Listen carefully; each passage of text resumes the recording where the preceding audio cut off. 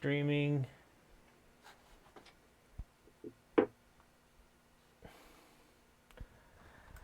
All right, once again, technical difficulties, but we're back this time. And joining me from Toronto, Canada, Bonnie Laufer Krebs. Hello, good to see you again. How are you? Bonnie, I'm sorry for all this. It's like every time I get started, everything crashes. But we're getting there. We're getting there. We're getting there. We're going to get it perfect by next week. I know it. I can feel it. I doubt that. I can feel it. Okay, so let's get right into it. What did you think about tonight's episode, Chuck? The filler is killing me. The filler is killing me. Yeah. What is okay? We can describe this whole. I can describe this whole episode with one word: uncomfortable.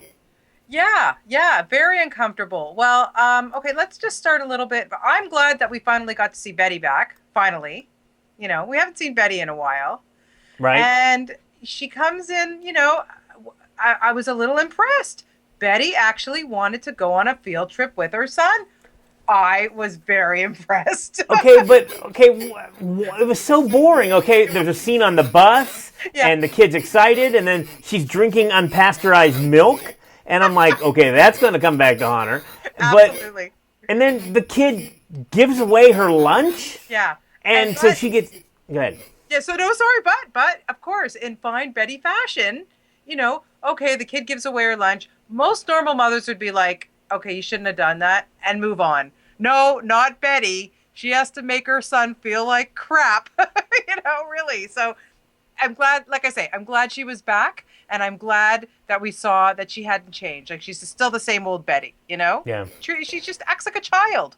Yeah, I know, but it just seems like this whole episode we're waiting to see Dawn go back, and they said, well, how can we fill up this time? Yes. And they just show all these scenes and these little things that are happening that I'm like, is this going to come back later in the season, or is this just filler?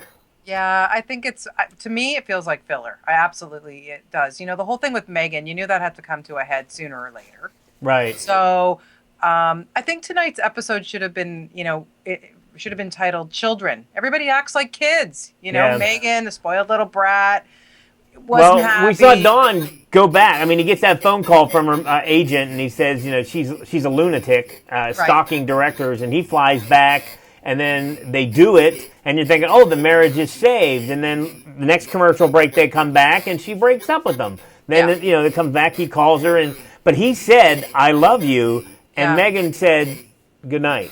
Right. She didn't. She's hurt. She's a hurt child. I think that's always been her problem. She's always been taken care of. She's a spoiled little brat. And even when he came out to see her, and then when she finally finds out that he finally opens up to her and says, "I've been late. I've been let go from the office, but I'm working it out, and it's all going to be okay." She doesn't want to hear about it because she's just upset that he didn't tell her. She didn't. She didn't know right away. Yeah. So she's just a spoiled brat. So he's got that thing with women. We see it from Betty. You see it from her. He gets hooked up with these spoiled women who he can't get any satisfaction from anyone. Well, now when they was at dinner, he's getting courted by the other advertising firm. This woman comes up to hit on him, and I'm like, what's up with that? I mean. Well, don't you think that's the best pickup line? Like, don't I know you? Don't I know you? Oh, okay. Well, you know what? My room is right next to the elevator on the top floor. Like, how much more of an invitation do you need, really, But what I thought was odd about Dawn, maybe he is changing. He would have, in a minute in the past, gone to any woman who approached him in that way, but he didn't. And it was funny, too, when he knocked on the door, the next scene, we didn't know. I thought it was going to be her. Right. I thought he was going to her house because the old Dawn's coming back, but then he was with Roger, and that was uncomfortable. Exactly. And so it was it's a bit weird. I don't know where they're going with Dawn this season. Is he a changed man? Is he, cutting back on his drinking? He's not picking up on the cues for an affair. It's odd.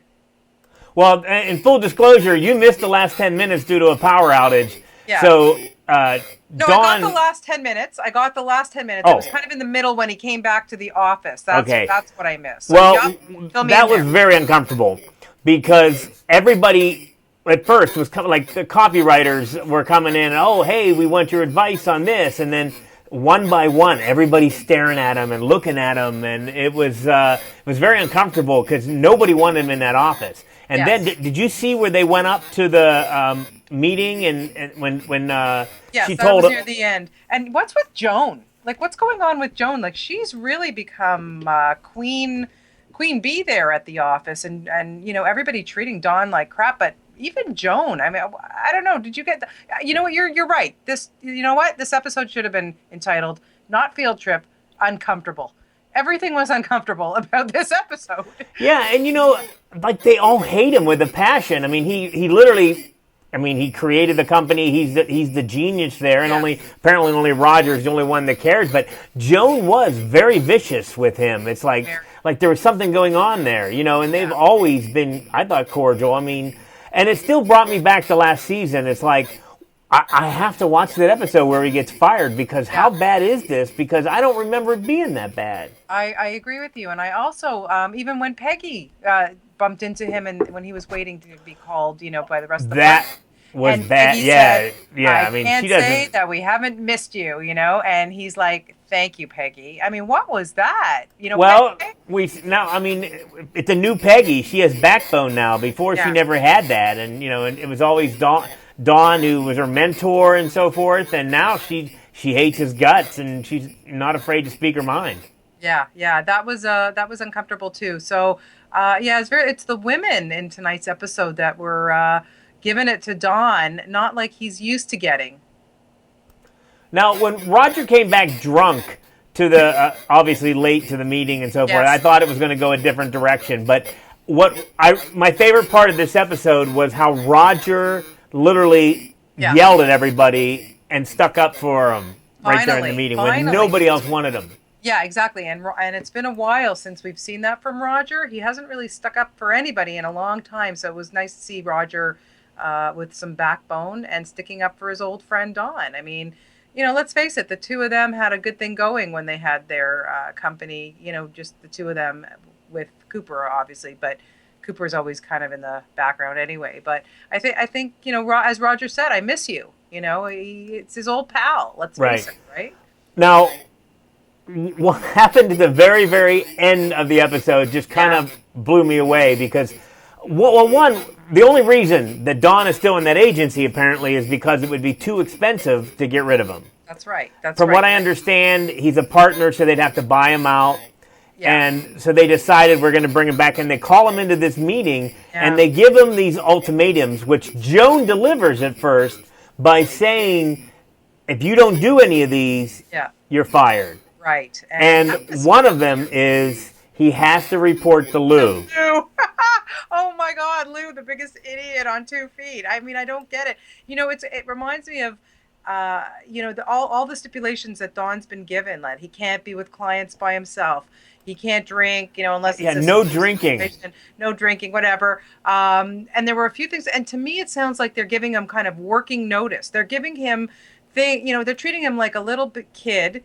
And they're saying to him, okay, fine, we'll have you back in the company, but we're going to make it so uncomfortable for you that there's no way that he's going to accept. And then he goes, okay, no problem. He says, okay. And I think if we could have seen everybody's expressions, they would have been like, I can't believe he accepted this. But I'm a little surprised myself. But who knows? This is Dawn. I mean, he's secretly been running the show from his, his apartment.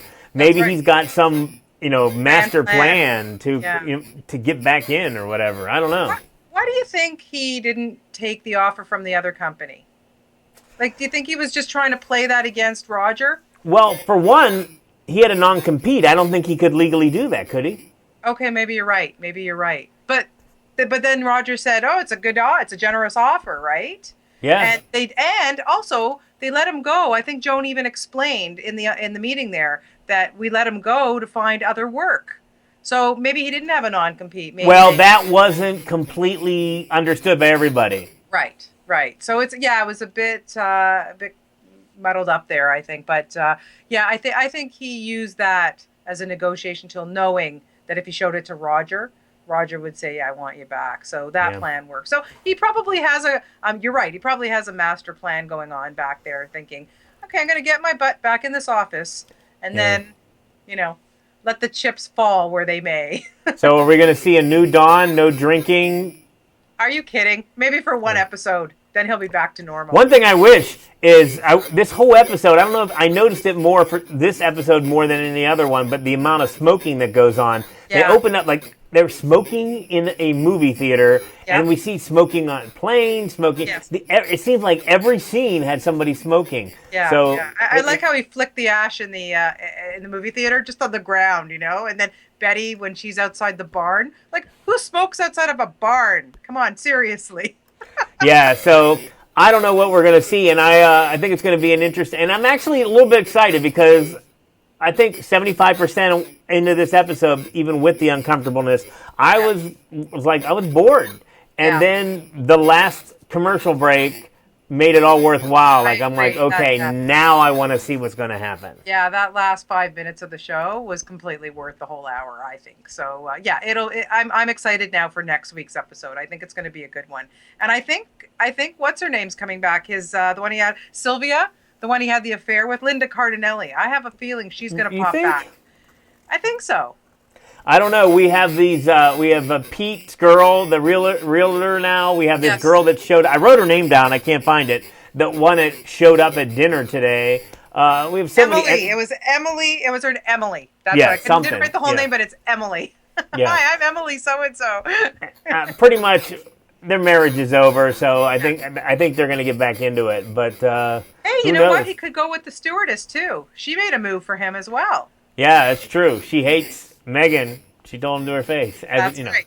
But yeah, now one of the things I wanted to say, we're starting to get the bugs worked out of this. We still got technical, but we are able to now bring in other callers. Excellent. So we're going to have to line up some guests and invite people in and start advertising. Yes. And then have a Madman roundtable here going around here. It'll be nice to have a conversation with some other fans of the show and to see how they feel about it and if they have some opinions that maybe we didn't, we missed on. So I'm looking forward to talking. So you're saying that you want more stimulating conversation than myself? Is that what you're saying? No, absolutely not. I just want a little bit of a debate to go. I want somebody to kind of, mess it up with us. Yeah, well, I'm excited. Finally, I was like, why did we pick this show to start off our website with? It's getting better. Because it's getting better. So I want to thank you, and I know it's late, and I want to get home myself. So, did you see? Oh, you didn't? Did you see the previews for next week? Because they actually. No, I didn't. I didn't get to see it. Okay, fill me in really quickly. Well, it was just gave us a little bit more. It's like it started off with everybody like clapping at the office, and from what I can understand was "Welcome back, Don Draper." But it wasn't one of those. It was like the slow clap. But I mean, it looks like we're going to see some more uncomfortableness. Oh, for sure we will. Especially now, Peggy. And then the rest of the previews, you can never figure out what they're doing on Mad Men. That's for sure. No, you're right. You're absolutely right. Well, we'll look forward to next Sunday. I think it'll be a good one. I think we'll have lots to talk about. That's for sure. Excellent. All right, Bonnie, thank you as always, and I will talk to you soon. Okay, take it easy. Bye. Bye.